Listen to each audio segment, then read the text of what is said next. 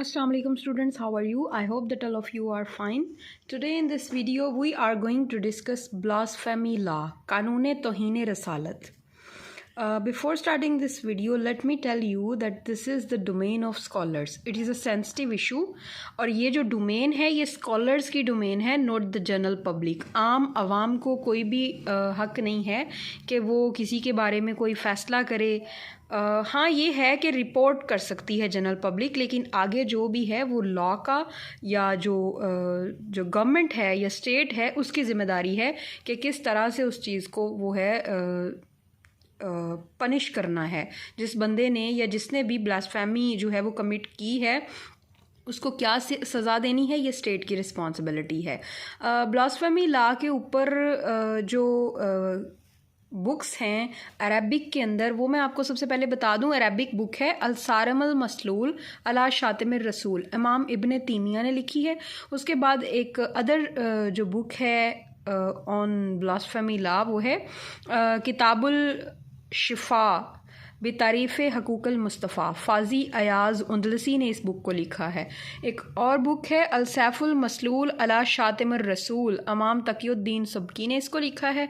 और एक और अरबिक बुक है किताबुल उला वल हकाम अला अहकाम शातिम खैरुल अनाम, इमाम अल्लामा शाफ़ी हनफ़ी ने ये बुक लिखी है. ये ब्लास्फेमी के ऊपर ये किताब है. ब्लास्फेमी लॉ जो एक बुक है जो इंग्लिश के अंदर है, इंग्लिश में जो बुक है ब्लास्फेमी लॉ, इसको लिखा है मोहम्मद इस्माइल कुरैशी ने. और यही बुक उर्दू के अंदर भी है कानून तौहीन रसालत के नाम से, इसको भी मोहम्मद इस्माइल कुरैशी ने लिखा है. अल्लाह के किसी भी नबी की तौहीन करना इस्लाम में जुर्म है. अगर देखा जाए कि इस्लाम क्या कहता है ब्लास्फेमी के बारे में, तो अल्लाह के किसी भी नबी या पैगंबर की तौहीन करना इस्लाम में जुर्म है. कैपिटल पनिशमेंट फॉर ब्लास्फेमी इन इस्लाम या होली कुरान, इस्लाम क्या कहता है कैपिटल पनिशमेंट के बारे में, होली कुरान क्या कहता है कैपिटल पनिशमेंट के बारे में. अगर कोई बंदा ब्लास्फेमी करता है तो उसको कैपिटल पनिशमेंट मिलनी चाहिए या नहीं मिलनी चाहिए, इसके बारे में कुरान क्या कहता है. तो सूरह निसा की आयत नंबर 65, अल-अहज़ाब की आयत नंबर 57, अल-तौबा की 61, अल-हिजर सूरत अल-हिजर की आयत नंबर 95 और सूरत अल-इनफाल की आयत नंबर 12 और 13, इनमें हमें रेफरेंस मिलता है कैपिटल पनिशमेंट के बारे में उन लोगों के लिए जो ब्लास्फेमी करते हैं. उसके अलावा punishment was implemented by profit सल्लल्लाहु अलैहि वसल्लम. अगर हम देखें कि क्या सुन्नत में हमें कोई रेफरेंस मिलता है, सुन्नत से या हदीस से हमें मिलता है कि कहीं पर रसूल पाक सल्लल्लाहु अलैहि वसल्लम ने लोगों को जो है वो सज़ा दी हुई हो ब्लास्फेमी पे. तो punishment was implemented by prophet Muhammad सल्लल्लाहु अलैहि वसल्लम in his time period and it is present in Sunan Abu Dawood और सनन नसाई. इन दो जो ऑथेंटिक जो बुक्स हैं हदीस की, इनके अंदर हमें ये रेफरेंसेस मिलते हैं. एक केस जो था ब्लास्फेमी का इस्लाम के अंदर जो हमें हिस्ट्री में मिलता है वो है काब बिन अशरफ. ये ही यूज़ टू राइट अल्लाहज़ हजव, अल्लाह की हजव लिखता था वो.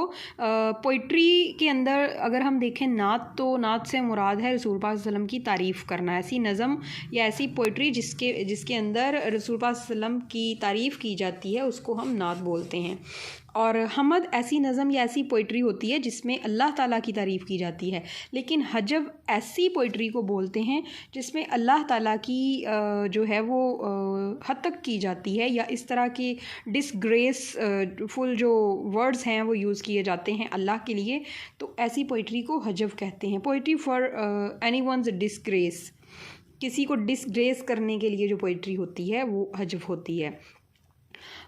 तो जब उसने लिखी थी, हजव लिखी थी अल्लाह की, तो रसूल पाक सल्लल्लाहु अलैहि वसल्लम ने कहा था मन लिकाब इब्ने अशरफ, who will punish Kaab bin Ashraf फ़इन्नहु क़द ज़िल्लाहि व रसूलहु, he tortured Allah and his prophet. उसने अल्लाह और उसके पैगंबर को तकलीफ़ दी है. रसूल पाक सल्लल्लाहु अलैहि वसल्लम ने ये अल्फाज बोले थे. तो मोहम्मद बिन मोहम्मद बिन मस्लिमा ने पनिश किया था कैपिटल पनिशमेंट के साथ काब बिन अशरफ को. तो फिर रसूल पाक सल्लल्लाहु अलैहि वसल्लम ने इस सिलसिले में फ़रमाया अला अशहदु अन्ना रमाहा हज़ारुन, गवाह हो जाओ इस चीज़ पर कि इनके खून का कोई कसास नहीं होगा। ऐसा इसलिए फरमाया था क्योंकि ये कत्ल नहीं था बल्कि ये कैपिटल पनिशमेंट थी, जो कि एक गुनाह, एक ब्लास्फेमी के रिस्पॉन्स में उनको दी गई थी, उस बंदे को दी गई थी। तो इसलिए ये आम कत्ल नहीं है कि जिसका क़िसास होगा। इसलिए रसूल पाक सल्लल्लाहु अलैहि वसल्लम ने फरमाया कि गवाह हो जाओ इस चीज़ पर कि उनके खून का कोई क़िसास नहीं होगा।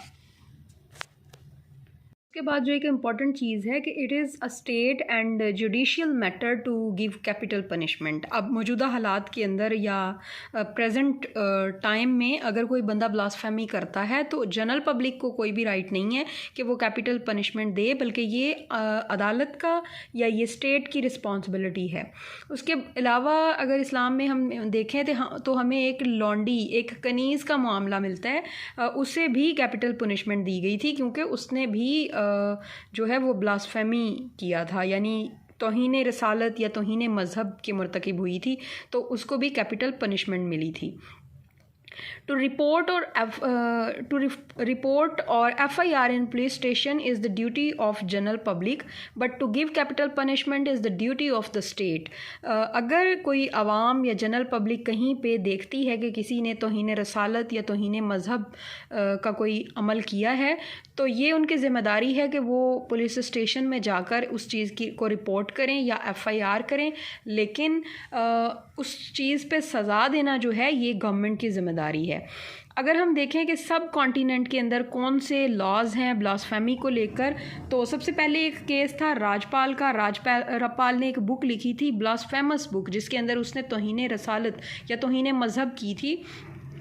तो फिर उसको गाज़ी इल्मदीन शहीद ने कत्ल कर दिया था, गाज़ी इल्मदीन ने उसको कत्ल कर दिया था। उसके बाद 1927 में इन 1927 Indian law and article 1951 was added. Indian law के अंदर 295A के नाम से एक आर्टिकल ऐड हुआ था, विच सेज, जो कि कहता है कि if someone commits blasphemy of profit सल्लल्लाहु अलैहि वसल्लम, इम्प्रिजनमेंट फॉर 2 years और पेनल्टी और द बोथ, कि जो बंदा जो है वो ब्लास्फेमी करता है मोहम्मद सल्लल्लाहु अलैहि वसल्लम की, तो उसे 2 साल की कैद होगी या जुर्माना होगा या फिर दोनों सज़ाएं होंगी, यानी जुर्माना भी और कैद भी। फिर 1984 में इन 1984 295D आर्टिकल वाज एडिड। एक और आर्टिकल 295D जो था वो ऐड किया गया था एंड इट वाज अमेंडेड, और ये अमेंडमेंट की गई थी कि the punishment was change to life imprisonment और कैपिटल पनिशमेंट, कि जो 2 साल की कैद और ये जुर्माना जो है ये बहुत कम सज़ा है, इसलिए लाइफ इम्प्रिजनमेंट पूरी ज़िंदगी की जो कैद है और कैपिटल पनिशमेंट यानी सज़ाए मौत, ये सज़ाएं जो हैं वो सूटेबल हैं उसके लिए जो बंदा करता है ब्लास्फेमी। दैन इन 1990 फिर 1990 में federal Sharia court advised president of Pakistan, जो फ़ेडरल शरिया कोर्ट है उसने प्रेसिडेंट ऑफ पाकिस्तान को ये नसीहत की थी एक जजमेंट के अंदर, to remove the words of life imprisonment, कि लाइफ इम्प्रिजनमेंट के वर्ड्स जो हैं वो उस आर्टिकल से रिमूव किए जाएँ, उस अमेंडमेंट से रिमूव किए जाएँ, because the only punishment suitable for blasphemy is the capital punishment, क्योंकि सूटेबल पनिशमेंट जो है ब्लास्फेमी के लिए वो सिर्फ कैपिटल पनिशमेंट है, ना कि life imprisonment. Then on 2nd June 1992 in National Assembly, a unanimous resolution was passed on the floor of Assembly and it was advised to go for capital punishment. National assembly के अंदर ये जो था bill pass कर दिया था, इस resolution को पास कर दिया गया था कि लाइफ इम्प्रिजनमेंट को ख़त्म कर दिया जाए और सिर्फ कैपिटल पनिशमेंट जो है वो सूटेबल पनिशमेंट होगी ब्लास्फेमी के लिए।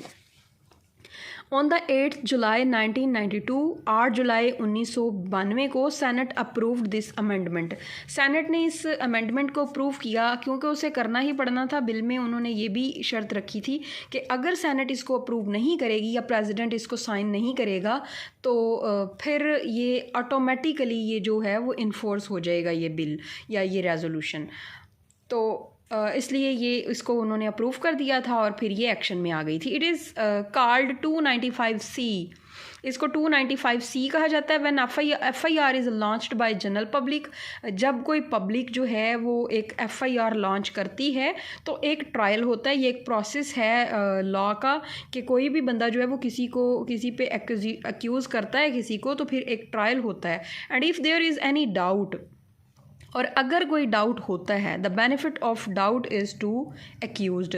और डाउट का जो फ़ायदा है, शक का जो फ़ायदा है वो किसको होता है? वो उस बंदे को होता है जिसके ऊपर इल्ज़ाम आयद होता है या जिसके ख़िलाफ़ रिपोर्ट हुई होती है। इसकी रीज़न ये है कि इस्लाम ये कहता है कि अगर 99 मुल्ज़म भी छूटते हों सबूत की कमी के बायस, तो छूटने चाहिए, क्योंकि किसी बेगुनाह को सज़ा नहीं मिलनी चाहिए। अगर बग़ैर किसी सबूत के सज़ाएँ सुनाई जाएँ तो फिर बहुत से बेगुनाह जो हैं वो भी सूली पे चढ़ जाएंगे। तो इस चीज़ को बहुत सख्ती से इस्लाम जो है वो ख़त्म करता है या इसकी ममानियत करता है कि ऐसा बिल्कुल नहीं होना चाहिए। सबूत पूरे मिलें तभी किसी को सज़ा सुनाई जा सकती है। Rules of Islamic laws and punishment. Islamic laws और पनिशमेंट के क्या रूल्स हैं? सबसे पहले हम ये देखते हैं कि व्हाट इज़ क्राइम। क्राइम है क्या? जो स्कॉलर्स हैं वो क्या कहते हैं क्राइम के बारे में? तो grave offence is called crime. जो बहुत सख्त नेचर के, ग्रेव नेचर के जो ऑफेंसेस हैं उनको हम क्राइम बोलते हैं। An act which is punishable by law that is called crime. हर वो एक्ट जिसकी सज़ा मुकर्रर होगी कानून के अंदर उसको हम क्राइम बोलते हैं। Crime brings the concept of justice. Crime के साथ ही तो इंसाफ का जो है वो कंसेप्ट आता है, क्योंकि एक बंदा जो है वो क्राइम करता है, किसी को नुकसान पहुंचाता है, तो जिसको नुकसान पहुंचता है फिर उसको इंसाफ देना होता है रियासत ने, स्टेट ने। तो it brings the concept of justice. Exercise of authority in maintenance of right is called to give justice. अब हम ये भी देखें कि जस्टिस फिर क्या है। तो जो एक्सरसाइज होती है अथॉरिटी की, स्टेट जो भी अमल करती है किस चीज़ के लिए? हकूक़ की फराहमी के लिए, is called to give justice. इसका मतलब होता है कि इंसाफ देना।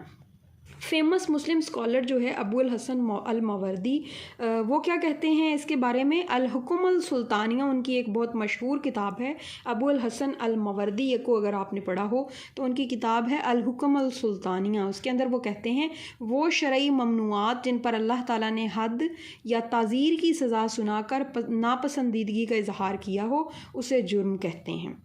शरई ममनुआत यानी वो चीज़ें जिनसे इस्लाम ने मना किया है, ना करने का हुक्म दिया है, तो अगर वो कोई बंदा उन चीज़ों को करता है, उन अमाल को करता है, तो फिर अल्लाह ताला ने उन पर हद या ताज़ीर की सज़ा सुनाकर नापसंदीदगी का इजहार किया है। ऐसे तमाम अमाल को जुर्म कहते हैं।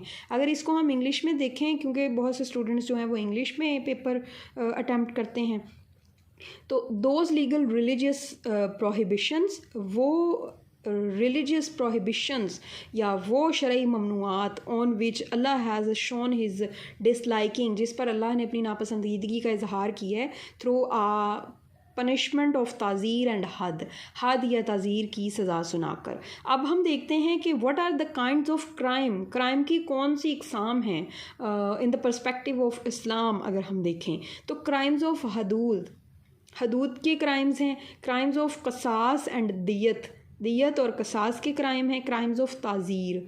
ये क्राइम्स जो हैं 3 टाइप्स हैं। अब फर्दर हम इनको डिस्कस करते हैं। हाँ जी, तो फर्स्ट टाइप जो है वो है क्राइम्स ऑफ हदूद। ऐसे जराइम जिनकी सज़ाएं अल्लाह ने फ़िक्स कर दी हैं। Nobody can change, nobody can fluctuate these punishments. ठीक है, no one can make any fluctuations. इनको हम बोलते हैं क्राइम्स ऑफ हदूद।